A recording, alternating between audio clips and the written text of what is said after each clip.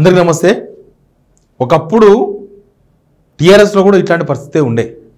కాకపోతే వాళ్ళ గవర్నమెంట్లో దాదాపు ఒక 7-8 సంవత్సరాల తర్వాత ఇట్లాంటి పరిస్థితి కనిపించింది. ఇప్పుడు కాంగ్రెస్లో 14-15 ఏళ్ళ తర్వాత కనిపిస్తుంది. ఇది పార్టీలో నేను చెప్పేది, గవర్నమెంట్లో కాదు. వ్యతిరేకత ఓకే, వ్యతిరేకత కూడా సేమ్. కేసీఆర్ గవర్నమెంట్ పైన ఒక 8 ఏళ్ళు పట్టింది వ్యతిరేకత రానికి. కానీ వీళ్ళది 10 నెలలకే స్టార్ట్ అయింది. 10 నెలలకే అమ్మనా బూతులు తిరుతురు గవర్నమెంట్ను, ముఖ్యమంత్రి గారిని, మిగతా అందరినీ, మంత్రులను కూడా. ఎవరన్నా వితౌట్ గన్మెన్ పోతే పరిస్థితులు అంత మంచిగా లేవు తెలంగాణలో. అట్లా తయారైంది సమాజం. తయారైందంటే వీళ్ళు తయారు చేసింది అది. కానీ ఇప్పుడు ఏమైంది, కాంగ్రెస్ పార్టీలో ఏమైందంటే పెద్ద ముసలం ముట్టింది.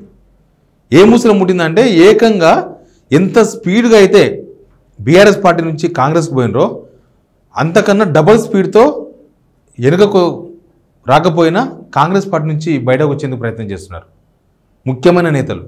నేను వార్త చేసే ముందు నేను మీకు రిక్వెస్ట్ చేస్తున్నా, సిగ్నల్ టీవీ డిజిటల్ కూడా సిగ్నల్ మీడియా గ్రూప్లో ఉందే. సిగ్నల్ టీవీ డిజిటల్లో కూడా నా విశ్లేషణలు ఉంటాయి. మీరు ఈ వీడియో చూస్తున్న వాళ్ళు ఈ ఛానల్ను సబ్స్క్రైబ్ చేయండి, సపోర్ట్ చేయండి. సిగ్నల్ టీవీలో వచ్చే వీడియోలు, ఇక్కడ వచ్చే వీడియోలు డిఫరెంట్గా ఉంటాయి. సిగ్నల్ టీవీలో వచ్చే వీడియోలను ఆదరిస్తున్నట్టుగానే సిగ్నల్ టీవీ డిజిటల్లో వస్తున్న నా వీడియోలే కాదు, చాలా పబ్లిక్ టాక్స్ ఉంటాయి, పబ్లిక్ సమస్యల గురించి చాలా గ్రౌండ్ రిపోర్ట్స్ ఉంటాయి. వాటిని కూడా చూడండి, వాటిని కూడా ప్రోత్సహించండి. ఇక వీడియోలో పోతే కోనేరు కోనప్ప ఈయన సిర్పూర్ కాగజ్ నగర్ మాజీ ఎమ్మెల్యే. ఆయన కాంగ్రెస్ పార్టీకి రాజీనామా ప్రకటించలే, కానీ రాజీనామా చేసేందుకు సిద్ధమైపోయాడు. కాంగ్రెస్ పార్టీలో ఆయన చేరింది పార్లమెంట్ ఎలక్షన్స్ ముందల. అసెంబ్లీలో ఓడిపోయిండు, అక్కడ బీజేపీ హరీష్ గెలిచిండ్రు. తర్వాత ఇక ఈయన మాజీ ఎమ్మెల్యే అయ్యిండు, బీఆర్ఎస్లో ఉండే. కానీ అక్కడ ఆర్ఎస్ ప్రవీణ్ కుమార్ బీఆర్ఎస్లో చేరడంతోన, ఆర్ఎస్ ప్రవీణ్ కుమార్ అంతకుముందు బీఎస్పీ నుంచి అక్కడి నుంచి పోటీ చేసిండు. ఆయన బీఆర్ఎస్లో చేరడంతోన అలిగి బీఆర్ఎస్ నుంచి కాంగ్రెస్లోకి పోయిండు. పోయిన తర్వాత బాగానే ఉంది, కానీ ఇప్పుడు ఆయన కాంగ్రెస్ పార్టీలో ఉండలేకపోతున్నాడు.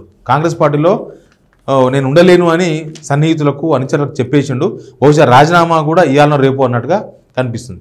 ఎందుకు, ఏమైంది, ఎందుకు కోనేరు కోనప్ప కాంగ్రెస్కు రాజీనామా చేయాలనుకుంటున్నాడంటే, ఆ కాన్స్టిట్యున్సీలో 3 లీడర్లు తయారైనారు. 3 లీడర్లు. ఒకటి బీఆర్ఎస్ నుంచి పోయిన ఎమ్మెల్సీ దండే విఠల్, రెండవరు కాంగ్రెస్ నుంచి పోటీ చేసి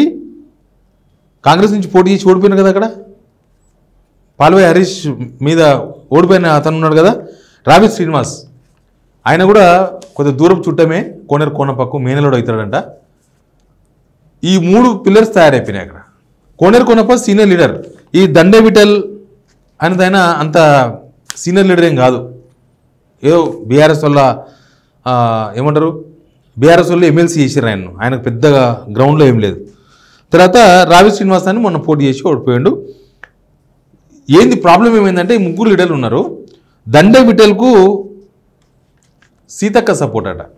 ఆయన నేనే ఇన్ఛార్జ్ అని చెప్పుకొని తిరుగుతున్నాడంట అక్కడ కాన్స్టిట్యున్సీలో. ఇక రావి శ్రీనివాస్ ఓడిపోయినా నేను ఇన్ఛార్జ్ అని ఆయన చెప్పుకుంటాడు కదా. కాంగ్రెస్లో ఉన్న ఆయన, కాంగ్రెస్ పార్టీ టికెట్ మీద పోటీ చేసిన ఆయన నేనని తిరుగుతున్నాడు. వీళ్ళిద్దరి మధ్యన ఈ సీనియర్ లీడర్ ఉండలేకపోతున్నాడు. ప్లస్ సీతక్క మీటింగ్ జరిగిందట నిన్న. సీతక్క మీటింగ్ జరిగితే ఆ మీటింగ్కి కనీసం పిలవలేదంట, ఫోన్ కూడా వేయలేదంట కోనేరు కోనప్పనేమో చాలా ఆశలతో కాంగ్రెస్ పోయింది, అధికార పార్టీకి పోతే అని. బీఆర్ఎస్లో ఆయనకు చాలా మంచి గౌరవం ఉండే, నేను చూసిన ప్రత్యక్షంగా. ఆయన ఎందుకు పోయిండో కానీ కాంగ్రెస్లో ఆయన అనుకున్న గౌరవం దక్కలేదు. పార్టీ కార్యక్రమాలకు పిలుస్తలేరు. సీతక్క కార్యక్రమం ఉంటే కూడా కనీసం ఫోన్ కూడా వేయలేదు, నాకు ఇన్ఫర్మేషన్ ఇవ్వలేదు అనేది ఆయన డిసప్పాయింట్మెంట్కి గురైండు. ఇంకా కాంగ్రెస్లో ఉంటే ఇట్లే అయిపోతుందని ఆయన. అందుకే నేను ఇండిపెండెంట్, ఈ పార్టీ ఆ పార్టీ కాదు, నేను ఇండిపెండెంట్గా రీసెంట్గా కార్యకర్తల సమావేశంలో మాట్లాడాడు. నేను ఇండిపెండెంట్గానే పోటీ చేస్తాను నెక్స్ట్. ఇంకా రేపు సర్పంచ్ ఎలక్షన్స్, ఎంపీటీసీ, జెడ్పీటీసీ మొత్తం నేను ఏ పార్టీకి సంబంధం లేకుండా ఇండిపెండెంట్ పెట్టి గెలిపించుకుంటా. ఇప్పుడు ఎమ్మెల్సీ ఎలక్షన్స్ జరుగుతున్నాయి కదా, ఆ ఎమ్మెల్సీ ఎలక్షన్స్లో కూడా ఇండిపెండెంట్ ఎమ్మెల్సీ అభ్యర్థి హరికృష్ణకు సపోర్ట్ చేస్తున్నాడు ఆయన. కాంగ్రెస్ అభ్యర్థిని కాదని ఇండిపెండెంట్ వాళ్ళకు సప్లై చేస్తూ. అయితే ఇంకొకటి ఉంది, ఆయన డిసప్పాయింట్ ఎందుకు అయ్యిండు కోనేరు కోనప్ప అంటే, అక్కడ ఒక ఇంటర్స్టేట్ వార్దా నది పైన ఇంటర్స్టేట్ ఒక బ్రిడ్జ్ కడుతురట లాస్ట్ గవర్నమెంట్. అది ఆయన చిరకాల వాంచనట. మళ్ళీ కోనేరు కోనప్ప చిరకాల వాంచ. కేసీఆర్ని కలిసి అడిగితే 75 కోట్లు కేటాయించినట బ్రిడ్జికి. పనులు స్టార్ట్ అవుతున్న టైంలో గవర్నమెంట్ చేంజ్ అయింది. కాంగ్రెస్ వచ్చి ఆ ప్రాజెక్టు క్యాన్సిల్ చేసి పడేసింది. ఇంకా ప్రాజెక్టు మేము కట్టం వద్దని క్యాన్సిల్ చేసి పడేసారు. అది కూడా ఒక డిసప్పాయింట్మెంట్ ఒకటి ఉన్నది. ఎందుకు క్యాన్సిల్ చేసిందని ఆయన చాలామంది అడిగే ప్రయత్నం చేస్తే ఎవరు సమాధానం కూడా చెప్పలేదంట. అట్లని ఇక నేను నా మాటకు విలువ లేదు, నాకు అసలు ఇక్కడ జాగ లేదు, నేను ఉండలేను అని ఆయన సన్నిహితులకు వాళ్ళకు వీళ్ళకంతా చెప్పుకుంటూ కూర్చున్నాడు. ఇక ఈయన ఒక్కడే కాదు, ఇంకొక రెండో వికెట్ ఒకటి ఉంది. నిర్మల్ బీఆర్ఎస్ నుంచి ఎమ్మెల్యే గెలిచి మంత్రి అయ్యాడు ఇంద్రకరణ్ రెడ్డి. ఇప్పుడు ఆయన కాంగ్రెస్లో ఉన్నాడు. ఆయన కూడా ఇవాళ రేపు రాజీనామా చేసే పరిస్థితిలో ఉన్నాడు. ఆయన పరిస్థితి కూడా సేమ్. మంత్రిగా పనిచేసిన ఇంద్రకరణ్ రెడ్డికి లాస్ట్కి ఏదైనా కాంగ్రెస్ మీటింగ్ జరిగితే ఏనో మూల కూర్చోబెడుతారంట. గవర్నమెంట్ కార్యక్రమం కాదు, పార్టీ కార్యక్రమాల్లో కూడా పెద్దగా వాల్యూ లేదు. పాపం ఆయన మంత్రిగా ఉన్నప్పుడు కేసీఆర్ పక్కన కూర్చుంటుండే బీఆర్ఎస్లో. కేసీఆర్ పక్కనే ఇంద్రకరణ్ రెడ్డి పట్టున లీడరే. కాకపోతే కొన్ని కార్యక్రమాలు చేసిన నిర్మల్లో కొన్ని వాళ్ళ అనుచరుల కబ్జాలు, తర్వాత చెరువు కట్టు అది గొలుసు కట్టు చెరువులు మొత్తం నాశనం చేసేసి నిర్మల్ కూడా నీళ్ళు మునిగిపోతుంది వర్షం వస్తే. అట్లాంటి పరిస్థితి తెచ్చినవు ఇంద్రకరణ్ రెడ్డి. ఇక అవన్నీ మరి కాంగ్రెస్ వాళ్ళు బయట పెడతారని భయపడి కాంగ్రెస్ పోయిండా ఏమైందో ఇంద్రకరణ్ రెడ్డికి తెలవాలి. కానీ ఇప్పుడు ఆయన పార్టీలో ఇమడలేకపోతున్నాడు, వాల్యూ లేదు, రేవంత్ రెడ్డి అపాయింట్మెంట్లు లేవు, పార్టీ సీనియర్లు మినిస్టర్లకి ఏదైనా పని చెప్తే చెయ్యరు. అసలు ఏదో ఎందుకు పోయినవరా దేవుడా కాంగ్రెస్ కన్నడ తయారైపోయింది. వీళ్ళిద్దరిది కోనేరు కోనప్ప ఇంద్రకరణ్ రెడ్డి. వీళ్ళిద్దరే కాదు చాలామంది, ఇప్పుడు ఆల్రెడీ 10 మంది ఎమ్మెల్యేల సంగతి మనకు తెలుసు కదా ఏందో విషయము. ఇక మిగతా వాళ్ళు చాలామంది కాంగ్రెస్ పోయిన వాళ్ళందరూ ఇట్లే ఆ సెగకు కమిలిపోతారు మొత్తం. ఇది ఒకప్పుడు బీఆర్ఎస్లో ఉండే ఒకటే కాన్స్టిట్యున్సీలో 3 లీడర్లు 4 లీడర్లు ఉంటే ఏమవుతుంది? అందరూ లీడర్లే. ఈయనంటే ఆయన పడదు, ఆయన అంటే ఈయన పడదు. ఆ పంచాయతీలు ఉండే. ఇక ఆ పంచాయతీలు బీఆర్ఎస్ ఓడిపోనికే అదొక పంచాయతీలో కారణమే. అది 14 నెలలకే స్టార్ట్ అయింది కాంగ్రెస్లో. ఇప్పుడు దానికి వెళ్ళి బయటకు వచ్చి ఏం చేస్తాడు ఇంద్రకరణ్ రెడ్డి ఏం చేస్తాడు, లేకపోతే కోనేరు కోనప్ప గారు ఏం చేస్తారంటే ఏం చేస్తారో వాళ్ళని ప్రకటిస్తలేరు. కానీ కాంగ్రెస్లో ఉన్న పరిస్థితికి అద్దం పడుతుంది. ఇది కాంగ్రెస్లో సీనియర్లకు వాల్యూ లేదు. వీళ్ళు చేర్చుకునేటప్పుడు ఒక మాట చేర్చుకుంటారు, తర్వాత ఇంకా అవేమి ఉండవు.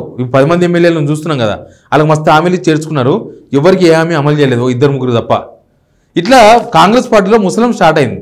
వీళ్ళని చల్లార్చే ప్రయత్నం చేస్తారేమో. కోనేరు కోనప్ప మీరు పార్టీ మారవద్దు, ఎందుకంటే రేపు ఎలక్షన్స్ ఉన్నాయి, నష్టం జరుగుతుందని బహుశా పోదు అంటారేమో, ఆయన చల్లబడతారో తర్వాత విషయం. కానీ ఇప్పుడు అంటుకున్నది ఇది, ఈ అంటుకున్న మంట ఏడిదాకా పోతుందో ఏమవుతుందో తెలియదు. కానీ ఇట్లాంటి వాళ్ళు పార్టీలో చాలామంది ఉన్నారని చెప్పినా కదా, వాళ్ళందరూ దీని గురించి మాట్లాడుకుంటున్నారు. మా పరిస్థితి కూడా సేమ్ ఇదే ఉంది. కోనప్పలాగానే అయితే మాది కూడా ఉన్నాడు, కోనేరు కోనప్పలాగానే అవుతుందేమో, ఏదో ఉన్నాడు మామూలు కూడా ఇంకా మేము కూడా తట్టపుట్ట జరుపుకొని మళ్ళా కాంగ్రెస్ నుంచి పోవాల్సి వస్తుందేమో. ఇక్కడ అనుకున్నంత ఏం లేదు కాంగ్రెస్లో. ఏదో అధికార పార్టీ అని చెప్పేసి జాయిన్ అయినాం, కానీ వీళ్ళకి అంత సీన్ లేదు, వీళ్ళు ఏం చెయ్యరు, జనాల్లో పలసన అయిపోతున్నాం, పార్టీలో విలువ లేదు, రాజకీయ జీవితమే భూస్థాపితం అయ్యే కాడికి వచ్చింది అని వీళ్ళందరూ ఇట్లాంటి వాళ్ళంతా ఆలోచించుకుంటున్నారు. ఎనివే ఈ ముస్లిం ఎక్కడి దాకా పోతాం మనం కూడా చూద్దాం. బట్ కోనేరు కోనప్ప ఇద్దరు సీనియర్ లీడర్స్, కొంత గ్రౌండ్లో పట్టున్న వాళ్ళు. కోనేరు కోనప్ప అయితే పర్టికులర్గా కొన్ని సేవా కార్యక్రమాలు చేస్తాడు, గ్రౌండ్లో ఉన్న మనిషే. కాకపోతే ఓడిపోయాడు, అది పార్టీ ప్రభావం కావచ్చు, ఆయన మీద నెగిటివ్ ఉండొచ్చు, ఏమైనా కావచ్చు రీజన్స్, ఎనీ రీజన్స్. ఎలక్షన్స్ ఓడిపోవడానికి చాలా కారణాలు ఉంటాయి. ఈ వ్యవహారం ఎక్కడి దాకా పోతుంది చూద్దాం.